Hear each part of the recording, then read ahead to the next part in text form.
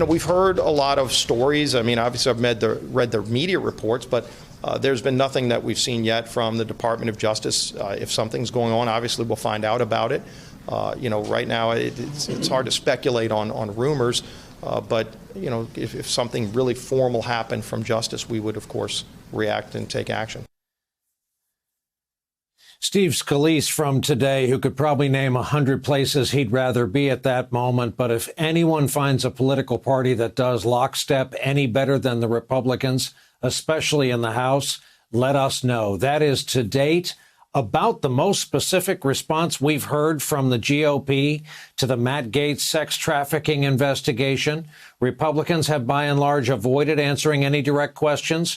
Politico today sums up their silence this way, or tries to, quote, their response emphasized how few Republicans are racing to defend Gaetz, nor are they, apart from Representative Adam Kinzinger calling for him to resign. Still with us are Eugene Robinson and Matt Lewis. Matt, who do we see about what the Republican Party has become? I'm going to remind you of a quote of your own writing. Gaetz found Trump's depraved anything goes style to be liberating, and some Republicans apparently find their honesty refreshing. But don't be surprised if the end result is a gaggle of egomaniacal politicians flaunting their conquests on the House floor. If Gaetz survives, the lesson will be that preemptively telegraphing your vice is a sort of get-out-of-jail-free card. Matt, I guess my point is politics and moral behavior have always had a curious relationship. Did Trump personally, per se, make this worse, make it the coin of the realm in the GOP? Well, look, I mean, you're right. There's always been scandals and bad behavior. I think the difference is politicians used to feel compelled to pretend to be decent or ethical. And I think Donald Trump got rid of that.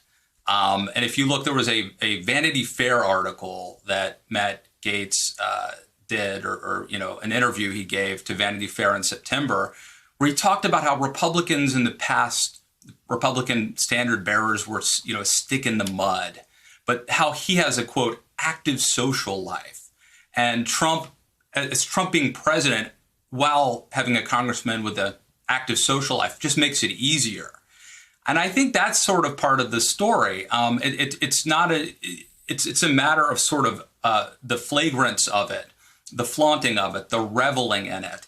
And I do think it has an impact. We've had in the past some pretty weird scandals. But, you've got Gaetz, you've got Marjorie Taylor Greene.